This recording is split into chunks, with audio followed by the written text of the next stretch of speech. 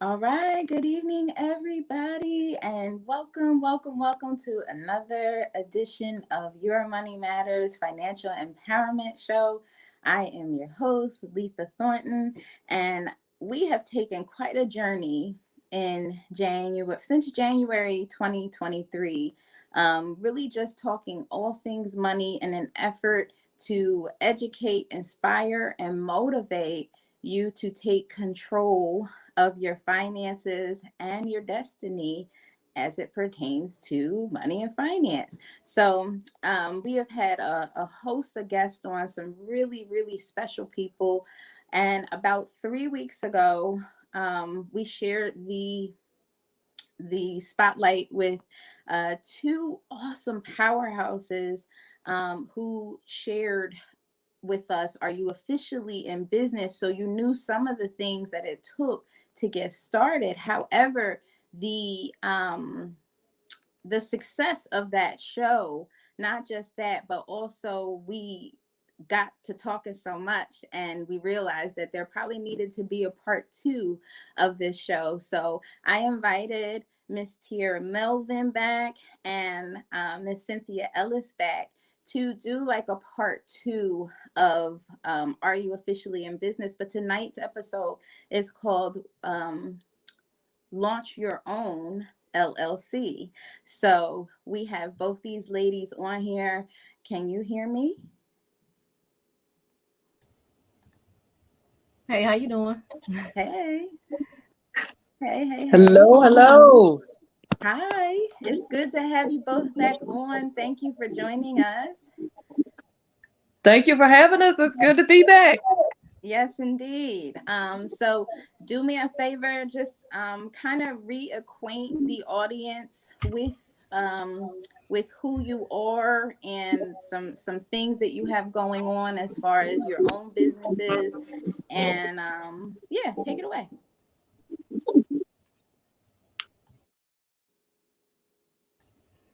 Okay, I guess I'll go first.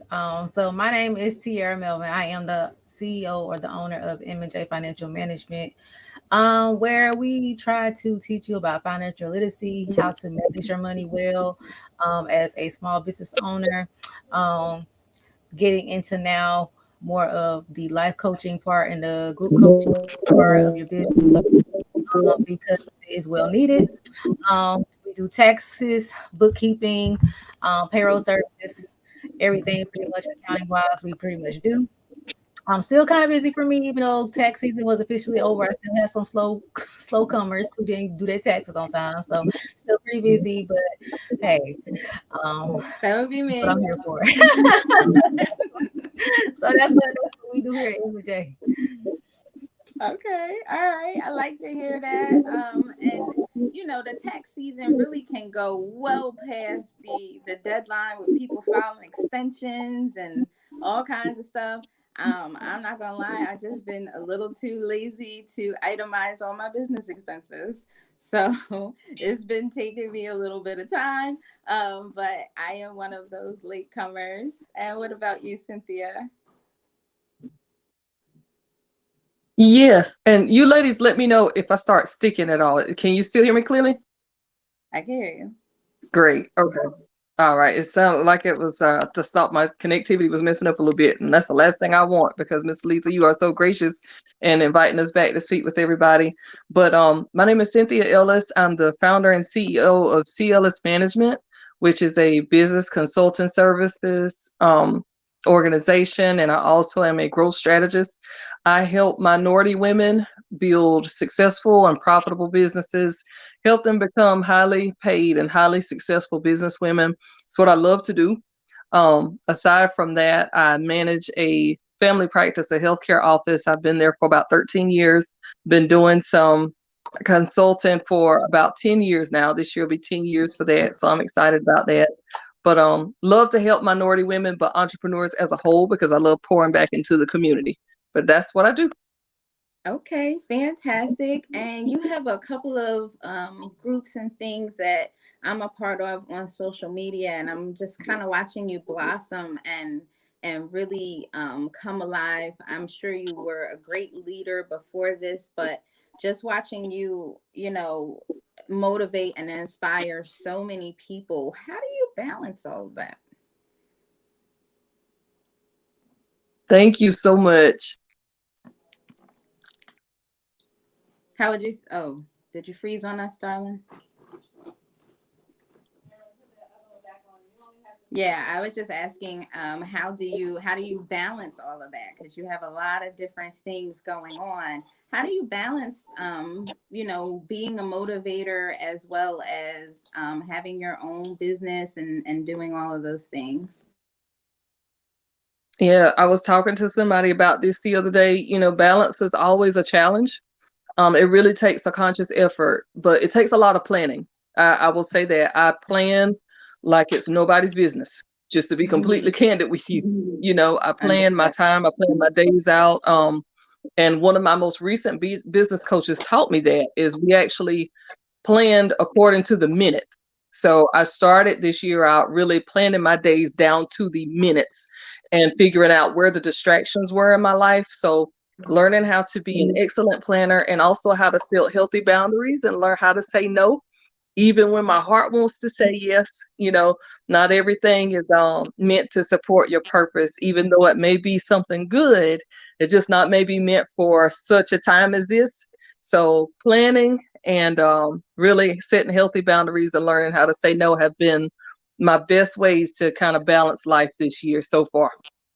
Absolutely. And Sierra, the same thing goes for you. I know you have your own podcast. I know you just got life coach certified, and you just have a whole host of things going on. What would you add to that? Because there's some people that are going to be trying to start their own business, and they need to also understand balance. You got anything you want to add? I mean, just like Miss Cynthia said, your mindset really too is one. You got to just make sure your mind is together. Make sure you have short term goals, long term goals in place. Um, Make sure you have a plan in place. So you can know where you're going. But basically, you just got to learn how to say no, and make sure you have good time management skills. I mean, that's the really the main key. Um, and then learning how to build your own support system, like Miss Cynthia said, if you can't get a good support system from your relatives, a coach, a mentor is always key. Fantastic. I had to kind of pull over and park for a second just because I know you both are super, super busy. And as I am becoming a slave to my schedule, I certainly, just wanted to take a moment for that. But let's get into launch your own LLC, right? So you both have been invited on here to share your expertise. Tell us, and it doesn't matter which one of you go first, tell us what exactly is an LLC. Miss Cynthia, would you like to share what an LLC is? I sure will. So an LLC is an acronym that stands for Limited Liability Corporation. So it is a legal form of business or a business structure, as they say. You could use either term interchangeably. And it is a method of establishing your business. It is one form of business that you could use to establish the business that you want to run. The term is explanatory because limited liability corporation is exactly what it is. It's going to keep your personal assets separate from your business assets. And so if something were to happen, if you were to get into any sort of litigation, you could not be under fire for your personal assets. They could take what's in the business's name, but they cannot touch what's in your personal. So that's a huge thing with LLC. So an LLC is just another form of business that you can choose for the business that you want to start. Okay, I like that limited liability part. So many people think that they have to start something and it's attached to their personal, their mortgage or their other private things. But limited liability taking most of the responsibility from your personal life and putting it onto your business. So I love that. Um, how do I know if an LLC is right for me? How do I know I know there's all kinds of businesses and things and structures. As a brand newbie, how do I know if an LLC is right for me? I would say if you don't want to run a risk of you being sued and your personal assets can be touched, if that is a no, then an LLC is for you. I mean, this is plain and simple. Um, I that's my go-to for everybody. I don't care what you do, you need to get an LLC. Um, because there's so much benefits you can do and access with the LLC when it's set up the correct and right way. Okay. All right. Anything you wanted to add, Cynthia? Yeah, I fully support what Miss Tara just said, and it's cut and dry, just like that. If you want to protect yourself, definitely go LLC.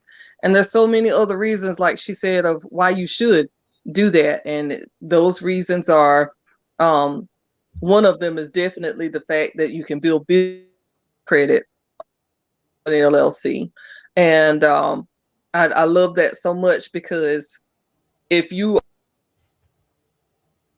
proprietorship, thing that you will notice is if you go to open a bank account as a sole proprietor, they're going to tell you that they can use your social security number just as well as they could use your tax ID. And that's because when you're a sole proprietor, you're not really separate from your business entity. So an LLC actually does that for you. It separates you from the corporation. So it has more to do with just assets too, because if you're trying to go and acquire credit for your business, but you're a sole proprietor, you're going to be running your personal credit numbers, because you are still going to be pretty much the entity yourself. But if you establish your business as a corporation, I like to tell clients, think as a corporation as a person. It is its own thing that lives on, it has its own identifiers, it makes its own money. So I love that about the partner. If I had to add anything, I would just add that to what Miss Tierra said, but she's 100% right. Perfect, perfect, perfect. That was like a good little checklist, right? So let's kind of break this down, right? What's the first thing I should be doing? Where do I get started? Because I've had people to say like they're definitely tuning in tonight because they really don't know what to do with their LLC. What are some of the steps that we need to take to get started? Well, I think your first step is what type of business you're going to run. Y'all would you want to take Um, that one first? yeah. What type of run, the business name, um, your business address, your phone number, all that plays a part when you're trying to set up your LLC, especially if you're trying to get after your LLC, you're trying to get business credit. So you want to make sure you are using some type of business address. So if you don't have a business address, you can get a virtual business address because some people rather have use a virtual business address than their actual home address because they want to separate it and they don't want people to be able to come and pop up to their house because now my address, my physical address is public information because that's public information once you register it. So determine if you want to have a business virtual address or a business address, what your name is. And yeah, and like if you're gonna be a partnership, because some people do have partnership LLC, but just determine like those main things, like my name, my address, my business number, all this stuff is a roll first before you go into a LLC. Okay, very good. Um, so the registering your business, right? Because Mhm. I got the name, right? I got my business address separate from my personal, right? What do I need to do to get registered or registering my business? Miss Cynthia, you want to do that one? Sure. Yeah, registering your business happens with your Secretary of State. So each state has a different entity that they need to file it with. So if you live in North Carolina, you would register your LLC with the North Carolina Secretary of State. There is a website that you can do it on. They actually will allow you to mail in your paperwork, but I always say that that's the old-fashioned way of doing it. And you could get an expedited answer if you go ahead and submit the information online. Now, in North Carolina, the fee is the cost is $125 to $125 to register your LLC. And they tag on, everybody has administrative fees, so they're going to charge you a $3 fee just to file it online. So you're really going to pay $128. But now this is in North Carolina only. Every register your, but you're going to go and look on your Secretary of State website and look for the business registration section, and that's where you're going to start your journey.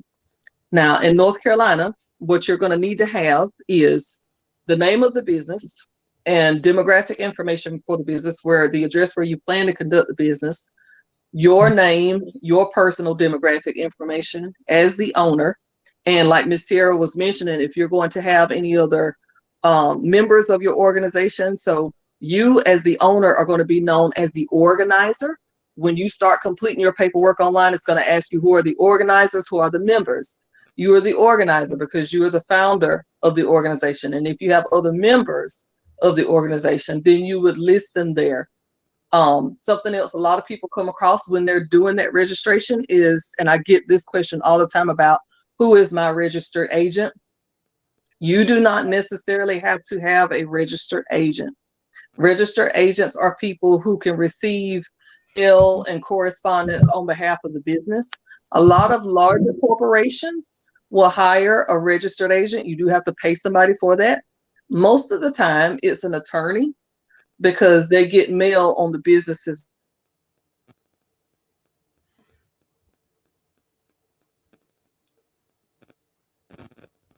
So you don't, I think that's going to be about it. The last thing that you get is what date did you want the business to become active? And you can list it either for the present day that you're filing the registration online or for a future date.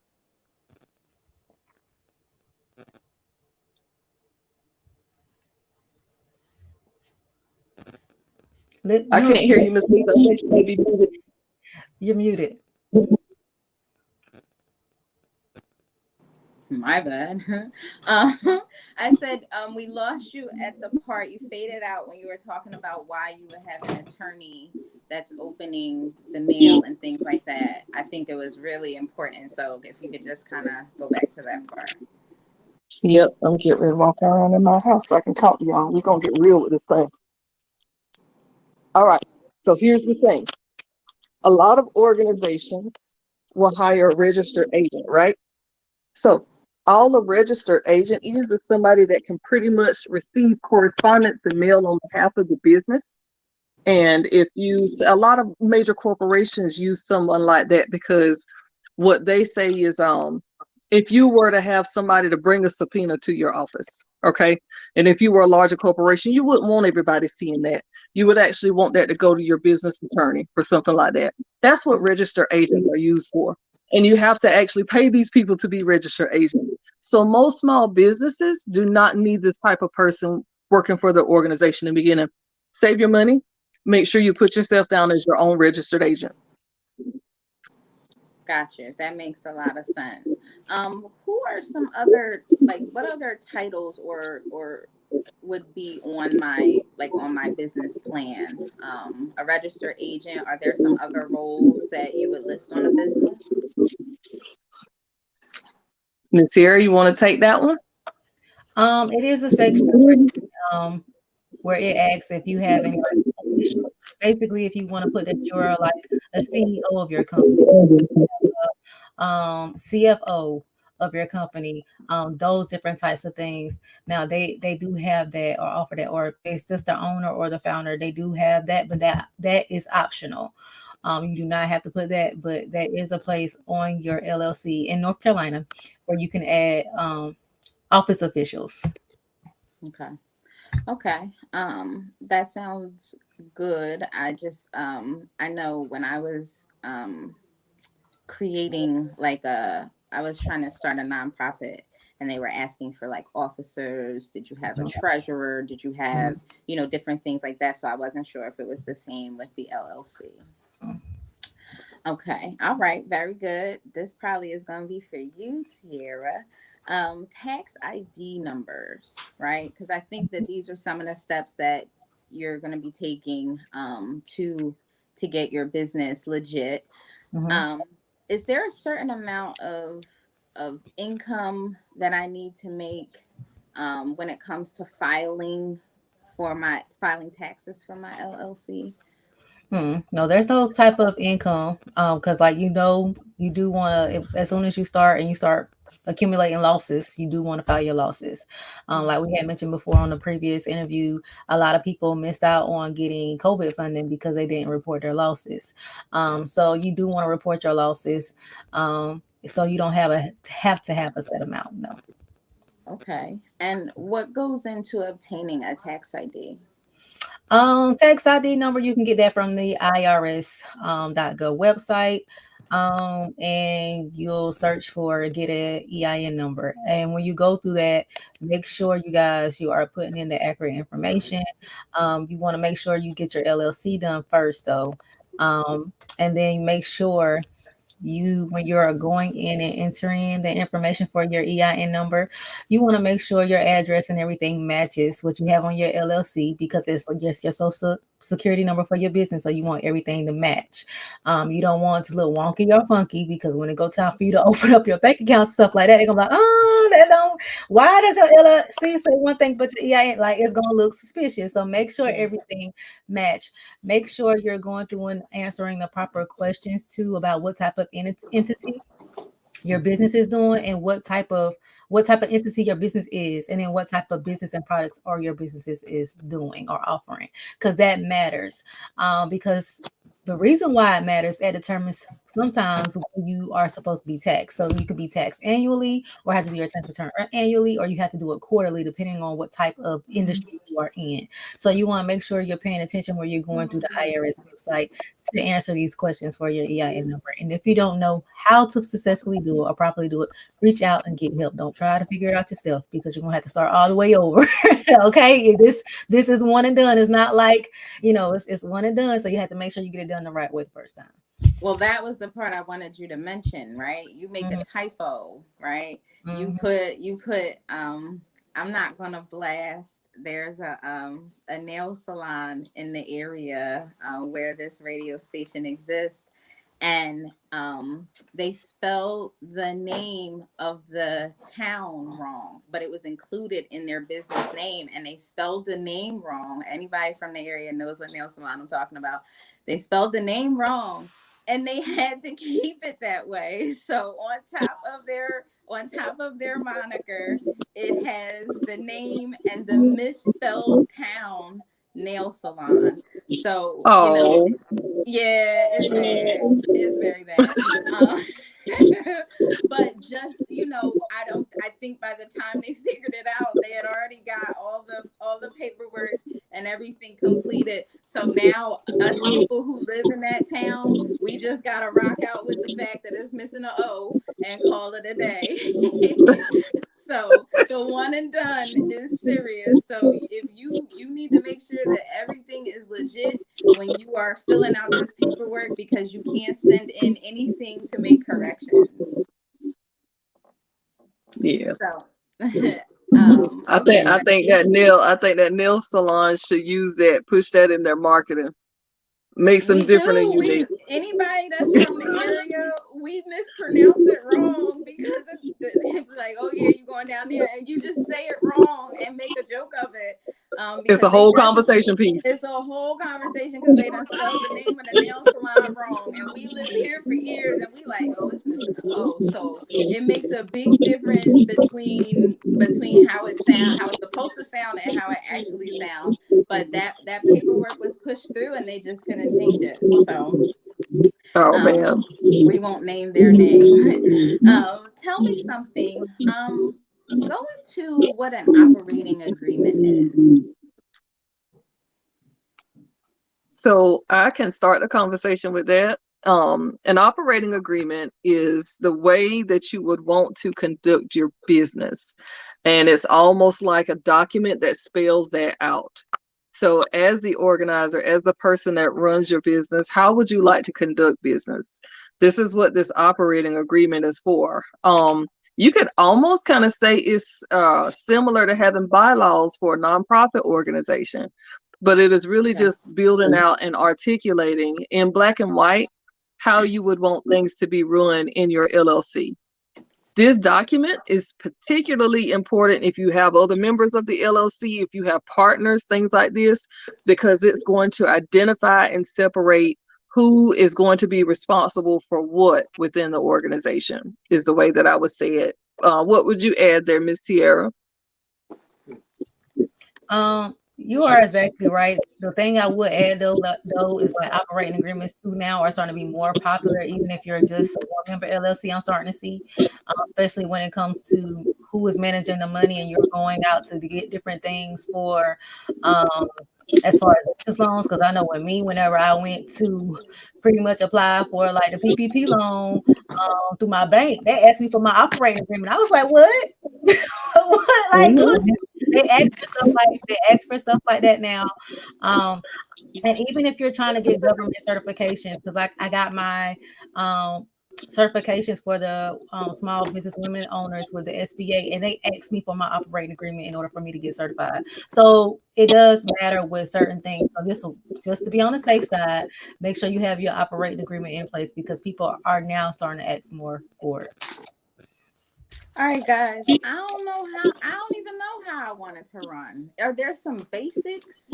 Like, if I'm just starting out, are there some kind of basic stuff that I can do as far as my it's basics operating agreements, because that's what I did. I went online and I pretty much have like forms where I can go in and got a basic template and added what I want to add in, subtract what I want to subtract out. So there's basic templates out there for operating agreements that you can use for an LLC. So yeah, you don't have to be too extravagant if you don't want to. Okay, very good. That was like a part A and part B. Tell me some additional steps. I know we've covered a lot of ground. What are we missing? What are some additional steps that I might need to take when I'm registering or getting this LLC off the ground? Oh, I know I mentioned the last time that we didn't say this time, but make sure you research your business name and make sure it's not taken first, because your business name might be taken and then you can't take it. And make sure your business name is not federally trademarked in another state, or just federally trademarked, period. That can happen, and then when you try to go register it in your state, it goes through. But however, since it's federally trademarked, you can still come back and get hit because you done took that name that was already federally trademarked. So make sure you do your due diligence. Make sure you research everything before your business name for real, before you start trying to do all this stuff. So make sure you do your due diligence first. And is it just a Google search, Tierra? Like, what? Federally trademark website. You should be able to Google it and it should pop up. And you can also Google the North Carolina Secretary of State website, the business search. You can go in there and Google your name first. That's where every state you can Google that name first to make sure it is not taken. Okay, that's a good one. What else would you add, Cynthia? Yeah, I think you need to talk about how you're going to handle your money in the organization. And so the two biggest things I believe with registering a business is the liability, which we've already talked about. And then the second thing is the tax responsibility. So if your state is requiring you to apply for a sales and use tax ID, then you need to do that. Especially if you are selling products, you're going to have to pay taxes on what you sell. We all, as business owners, are responsible for paying taxes in our business. So your state Department of Revenue, then if it's in North Carolina, your NCDOR, your Department of Revenue, is the site that you're going to go to register for sales and use tax. This is also going to be the site where you submit an application to be a wholesaler, if that's what you want to do. So whether you retail products or you're going to wholesale products, even if you're a service-based provider as well, make sure you register for sales and use tax. That's important. Okay. And Okay. another thing, Miss Cynthia, she just triggered my memory. Make sure too that your business is not going to require for you to have a separate business license. Because even though, like me, I have to have a separate business license. So in the state of North Carolina, I have to have an accountant license. So make sure your business don't require you to have a business license, okay? Because they do require that. You could get dinged on that if you don't have the actual business license for your actual services. That's good Gotcha. stuff right there, Tiara. The way I break it down to people is about that same way. I'm like, if you're a cosmetologist, Yeah. you got to have a license to practice cosmetology. It has nothing to do with you owning a salon. You Mm-hmm. know, you can get a business, you can get registered a business and open a salon, but you can't practice styling hair and doing all of these other things without a state license. Mm-hmm. I think that's super key. Make sure you check for that. Okay, that's perfect. I was thinking about people that run daycares and things like that. Make sure you got all your certifications. That's a very, very big deal. Something else I'm going to ask is I'm starting this business, right? I'm brand new. I don't really, I'm learning. I'm tuned into you guys tonight to really just try to get an idea of where I need to go. What are some what are the records? How should I keep records to make sure that I'm on point with my LLC, or when I get ready to file taxes, or like what kind of records and things should I be keeping?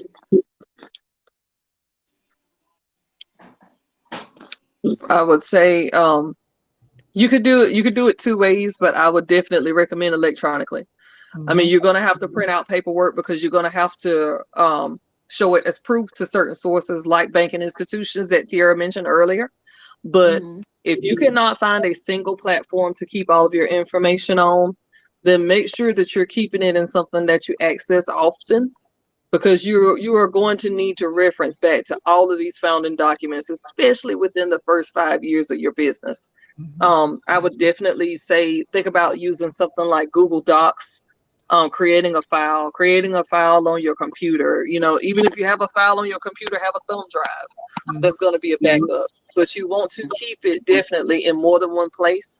Don't keep all of your eggs in one basket. Things happen. Fires happen, accidents happen, floods happen. And the last thing you want to do is have everything printed out and then your file get wet and you can't read anything, and then you got to go back to every single source that you use to register your business to try to get this paperwork back. It is not a very pleasant experience. I can promise you that. So my first recommendation would be to definitely keep it in electronic form, but even Mm-hmm. then have a backup. Yeah. That's awesome. Anything you want to add, Tia? No, that was it. I was gonna listen to the electronic. That's how I keep up with all my stuff. Even if you save it on your make sure your computer's backed up. I had a couple of computer crashes. It was fun. Yeah. But a thumb drive has always been helpful. And then like Google Drive, those things, please. So you can go back and reference your stuff. Beautiful, beautiful. Um, so an accounting method. Break down an accounting method for my LLC. So there are different ways that you could keep up with accounting. Miss Tierra, you are our accounting guru, so I'm definitely gonna yield the floor to you. But what I would say is, as somebody who helps people register and start businesses, is that you definitely need to start at the beginning with accounting. Don't run your business for a year and then say, "Oh my God, I need to get my money straight." And you've been operating out of your personal bank account to do your business activities. It's not good to do that. Make sure you keep the two separate. If you cannot afford, if you've not budgeted for an actual accountant to keep up with everything, then at least purchase some accounting software. Learn Mm, it, use it religiously, and consult experts. Will definitely be my starter advice, but I will yield to the experts. Okay, so there is two basic accounting methods that you use, which is cash and cash when you've received. Oh, wait. There's some kind of echo, and it's stopping me from hearing you good. You still hear echo? Yeah, but it's not as. Okay. Can y'all hear me now? It's better, but it's still there. Okay. So basically there's two methods, accounting methods. There's the cash method and there's the accrual method. And the cash basic method is revenues are received when cash is received and expenses are recorded when cash is paid. The accrual method is revenues are recorded when earned and expenses are recorded when accrual. The accrual method can kind of be difficult to keep up with. I always try to tell people just to use cash method. Simple. I'm telling you this because I got my degree in accounting, and the accrual method. When I had to do that in college, it irritated me because I was like, who came up with this? The simple, the better. Okay. Like, nobody really does business that way. No, nobody. And I was like,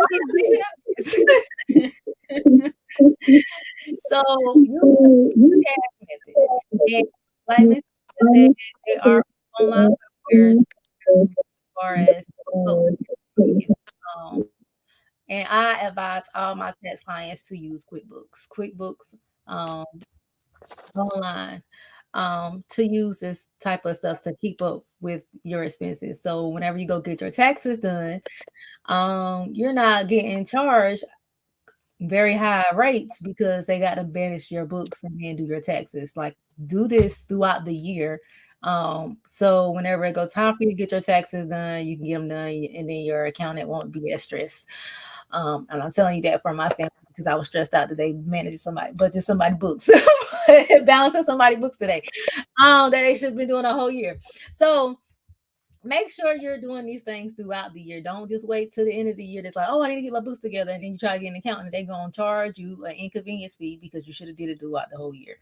So make sure you're finding the right softwares and stuff, you guys. And I said QuickBooks online is the most highly recommended software I advise to make sure you're managing your books properly. I just got a slap on the wrist. Y'all heard that? Like, don't wait till the end of the year, too. It's like trips, it's all kinds of stuff, and I'm just like, so absolutely have something going, have a record ongoing. QuickBooks, I have used that, especially for when you just snapping receipts, you buying some things for your business, just things like that. If you can use that to register your receipts, it'll help you to keep track of your spending. So I definitely agree with that. The last thing I'm going to ask about, talk about the DUNS number. Miss Cynthia, you want to go talk about the DUNS number first? Yes, ma'am. I had to make sure I unmuted my mic. I'm sitting here like, let me make sure I do the right thing here. So DUNS number, Dun and Bradstreet are an organization that help you track your business credit scores. So you go on dnb.com. D is in dog, N is in Nancy, B is in boy, and you register for a DUNS number. What a DUNS number does is it establishes a business credit number for you. So just like you would use your social security number for your own personal credit, DNB is going to give you a business credit ID. And it is going to be run through different platforms where just like Experian is one of them, just like it's your personal credit score. And there are other, I want to say vendors. I'm not exactly sure if that's the right term to call them, but at least there are different vendors that are going to run your business credit, help you stack your business credit. We call it a credit score personally. In business, it's called a paydex score, and it's much different. And you can establish business credit a lot faster than you can establish personal credit. But that's what this DUNS number does for you. It starts your journey toward business credit, which is something that you definitely need, especially if you are somebody who's going to be selling products and you're going to have a lot of inventory. If you need equipment, you need supplies in the beginning, you need working capital, things like that. It's easier to start a few net 30 accounts to start building your business credit so you can borrow early on. to build your business, and you can expand your business at an accelerated rate if you have access to capital like that. So that's what a DUNS number is. That's where you get it from, and that's how you get your business credit journey started. So you should really be signing up for a DUNS number. Like when you got your registration approval back from the Secretary of State, you're getting your tax ID, you go ahead and register for a DUNS number. You have to have those two things before you can register for a DUNS number. Got it. Oh, that's major. We had someone that was kind of breaking some of those things down when talking about business credit. But it definitely goes hand in hand. How soon, like, are you saying as soon as I apply for my business, I should apply for my DUNS number as well? So that I can build the business credit over time, or how do you recommend we do that? I recommend as soon as you get your LLC back from the state and your EIN number, go ahead and do the DUNS number. Because it's the quicker you get the DUNS number, the quicker you can build your business credit. And business credit, you can build it quicker than your personal credit, believe it or not. But you want to go ahead and start building it as soon as you open your business or get your business going. That's one thing I didn't utilize when I started my business because I didn't know too much about business credit, and I wish I would have did it as soon as I opened my business, like Miss Cynthia said, because those type of things help you build your business credit, and it makes you to where the point where you actually go start applying for these different business loans and things of that nature. And when you're trying to get capital for your business, it's easier to get. And, once you have all that stuff, you'll be able to access more funding. So you might, be able to access a business card, credit card sooner by you going ahead and building up your business credit, because then that way you can use that business credit card to help with your business finances. So you won't have to be funding everything out of your personal income or your personal money. So you can use that to build up your business, and then you can use your business credit to fund your business and not your personal credit and your personal funding. Perfect.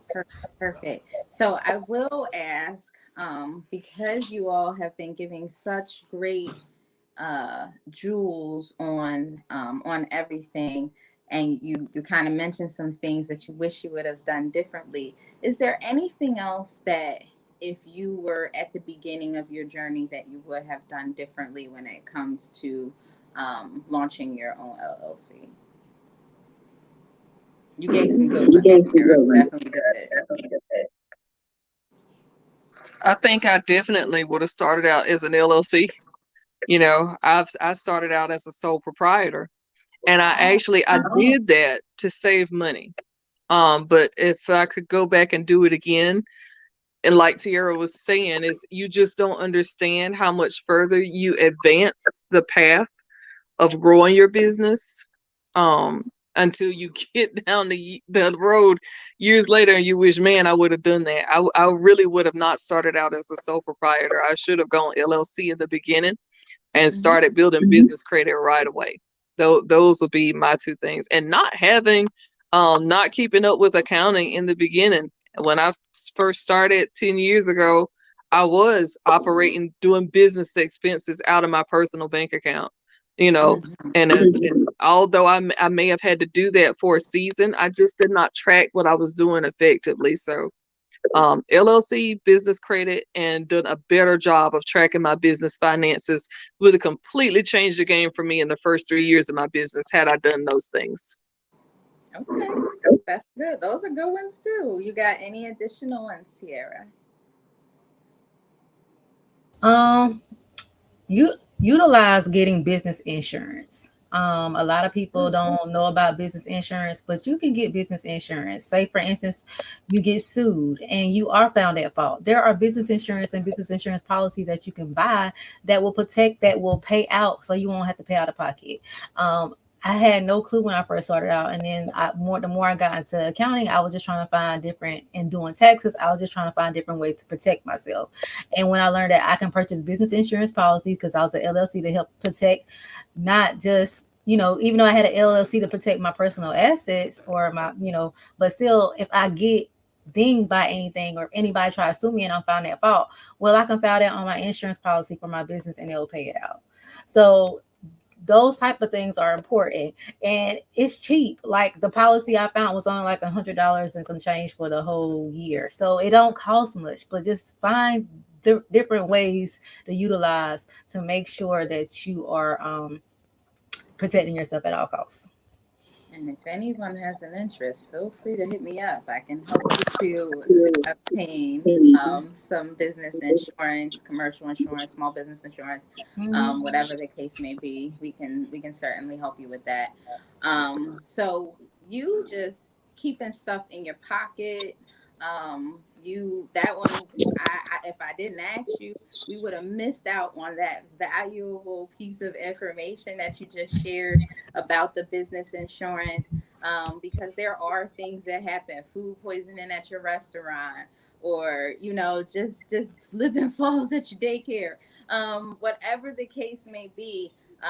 That was a major key. You got anything else tucked in there? So I got anything else? Well, that's the only thing that That I was wrote big, and down. it's like, Look, that's what I wrote down because that's what came to mind. Because a lot of us, especially people of color, we don't utilize those type of things, and we're trying to figure out, okay, whenever and those type of things can kind of help you from your business going under when someone sues you, and it don't cost, like I said, it don't cost that much. Like I had, like you can get like $1 million, $2 million policy for like $100 and some for the whole year. You can just pay that one time and be done. I mhm. mean, it's like I learned that by doing, trying to find extra ways to protect my business and protect me as a business owner. Because some people trifling, they will try to sue you about everything about in these time of days to try to get paid. So just protect yourself at all costs. Your business is your baby, so make sure you protect yourself. Perfect. I love that. That was a major one right there. But if before we end, if you got anything else in your back pocket that you want to share, she's just a wealth of knowledge. She's just sitting over there with her head down, like, she has valuable things, and she's just like, oh, by the way. So that's a really, really big deal. We're going to be wrapping up soon, but close us out. Tell us if there's anything that you want to charge the people with, or give them some homework or something that they can do. Wrap us up. You want me to wrap us up or Miss Cynthia? Either or, either or. Y'all can Miss both wrap up. It don't matter to me. Miss Cynthia, you go first. Yeah, it's hard to follow what we just been through because it's like we left it out all on the table tonight. I'm That gonna is say this. really It can the, be intangible, like it can be mindset stuff. It can be patience. It could be whatever it is that you wanna share. So I think that you both have some things that maybe weren't said that would still help someone in this situation, because it can be very frustrating, and seems like a mountain when you're trying to get your business started. And we do have a question. Let's do that first. Doesn't QuickBooks keep up with these documents too, versus the accounting software? They're Um, asking. I do know QuickBooks do help keep up with your sales taxes and stuff like that. Now certain documents, they have to be more specific, but QuickBooks does keep up with your sales taxes. It does keep up with you if you have 1099 clients. It does keep up with your payroll. So all the financials QuickBooks pretty much keep up with for your business. If someone owns a lawn business, do they have to apply for sales and use tax? Whoever this Facebook user is, I feel like I know who it is, but that's a great question. Um, it all depends on the state. So, and I know certain businesses, no, they don't have to apply. Certain businesses do. So just make sure you call the Department of Revenue, tell them what you're doing, and then they'll tell you whether you need to get a sales and use tax. Because some do require it and some does not. So like I said, it depends on how your business, what type of services you're offering. And I've done that. They actually will walk you through what forms you need and all of that stuff. Shanika Lowry Hey ladies, I need my EIN number. Who can I contact for help? I don't want any errors. After we got done beating that drum, Shanika said, I don't want no errors. Tell She don't her want no problem. I don't want no problems. Well, you can contact me or Miss Cynthia. We'll be more willing to help you.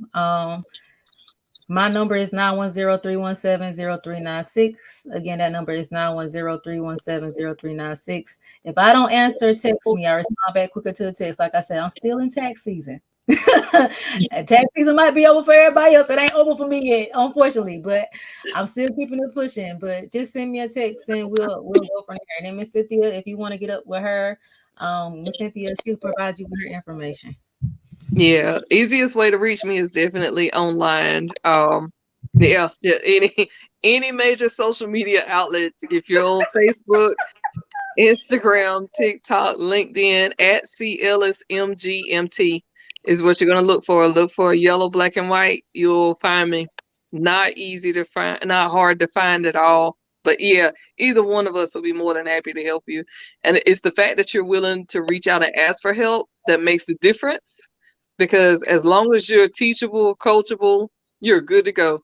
The moment you start trying to figure everything out on your own, that's where it kind of goes south. And I think that that's the information I would end with is always be a student of your industry. Never feel like you know it all because none of us, I don't care how long you're in the game. Am I right, Tierra? There is always something new to learn, always something new. So always be a student of your industry. And that studying and all that research does get overwhelming. So learn how to balance your time, learn how to manage that time to where you set a specific goal. With each goal, make sure you strategize certain things that you're going to do, but it has to be in alignment with that goal. Because if it doesn't, then you're going to stretch yourself too thin. I always say it's like putting too much water in Kool-Aid. It's not going to come out right. You're going to have some serious issues. You're going to stretch yourself too thin. Keep a notebook, something as simple as journaling, writing your goal down in it, and writing down step 1, step 2, step 3. Sounds like a vision board, right? It's all you're doing, keeping up with it. But never stop studying, never stop learning, and pace yourself. Show yourself grace. Those were the intangibles that I was talking about. I am going to come to Tierra, but name these groups because a lot of people are on social media, and I've joined pretty much all the groups you have. What are the groups that they can find you in? Because you drop a lot of those same type tips of giving yourself grace and positive mindset versus negative mindset. Just different things that us as entrepreneurs, need to hear. Maybe we've heard it before, but that particular day that it gets posted, it might just really touch someone in a way that it may not have touched them before. Name all the groups. For me, okay, we'll start with Facebook. There are 2 groups that I have on Facebook. One is public, one is private. The public one is for every single entrepreneur on the face of the earth. If you find it, it is really built to motivate you, help you network, find other entrepreneurs to help build your own business. And that's what it's called, BYOB. That's the first Facebook group. And then my private group is specifically for minority women who want to start businesses and change their lives, create legacy, build up their communities, and become financially independent. Now, that private group is called 6 Steps to Becoming a Highly Paid Businesswoman. It's the subtitle that I put here because is the actual group coaching program that I have active right now that I only do about 4 times a year. And so that's what that group is for. It's for minority women who are really serious about changing the game and starting a business. And you'll find motivation and business tips in both of those. Outside of that, there are some really good instructional videos on my TikTok and YouTube pages. LinkedIn, I am not that active on. I may every once in a while post something helpful on LinkedIn, but on the other platforms that I mentioned, and Instagram is probably usually where you'll find me more active. Okay. Perfect. I love that. And yeah, as you can see, her information is posted for the website as well as the groups. BYOB, I think, is where I started out. And as an entrepreneur myself, just connecting with like-minded women, it can be very, very difficult. When you're looking for people to support, or you're looking for people who can identify with your struggle, and you may not have it in your friends or your family or whatever the case may be. It's a really lovely group, where there's nothing but positivity being spread. So absolutely, I'm coming over there to tuck Melvin over there, where she tucks all her information and then drops bombs on us before she. um, So serious. but Tierra, leave us with something that you would want to share, as someone that's getting started with the LLC journey. It could be something, informational and tangible, or encouraging, whatever it is, and then tell us where we can listen to your podcast, and any groups that you may have. Tierra does some very motivational lives and reels and things like that, but just share with us a little bit more. The thing that I learned on my entrepreneurship journey was I'm a PK, so it's to keep God first. Involve God in every area of your life, including your business. Pray over your business daily. That is your baby. And when you start to do that, you will start to see it flourish. He will begin to give you instructions and ideas on how to properly run your business. If no one else can point you in that right direction, God can do it. And always be willing to learn and grow. Whenever you stop learning, you stop growing. And to Mm-hmm. write your vision and to make it plain. So those that may see it, they can run with it. If you don't have it wrote down, you don't know where you're going. So make sure you have a clear vision. Okay. My podcast is Tips with T. You can find me on every major platform, pretty much there is. Tips with T is on there. So whatever type of platform that you like to listen to podcasting on, you can find Tips with T. Um, and what else? And yeah, I have Wait, tips with tips with T. TE. Yeah, TE. tips with T. There we go. I ain't want you to do no TEE or TE, Tips just with T. T. Um, So yeah, and then I have M&J Financial Management group on Facebook. It's a private group, but if you send me an invite, I will add you to it. And basically, I put little nuggets in there every now and again. But I'm mostly active on Facebook, and I have a M&J Financial Management Facebook page. So I try to put stuff up there 3 times a week. So if you want to just add or follow the page, I highly appreciate it. We are on LinkedIn, Facebook, Instagram, Twitter, but I'm mostly active on Facebook. Okay. All right. Well, listen, I'm gonna kind of just let that ride out right there. I don't have a ton to say, with the exception of every time that we get together, I feel like another piece of the puzzle is put together, as we want to help people to open businesses, and just ask the questions that maybe they're afraid to ask, or they don't know where to go to ask.